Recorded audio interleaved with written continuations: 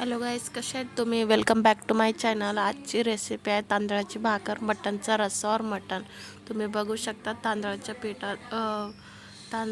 पिठाला पाणी उकळून पाण्यात घालून मिक्स केल्यानंतर 5 मिनिट रेस्ट देऊन हे करून घ्यायचं, बाइंड करून घ्यायचं. नंतर इझी पद्धत तर लाटणंच आम्ही लाटतो, चपाती लाटल्यासारखं.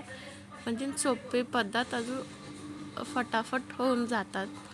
मग नंतर मटणाच्या भाजीसाठी हे खोबऱ्याचं, कांद्याचं, लसूण समजा वाटून ठेवलं होतं.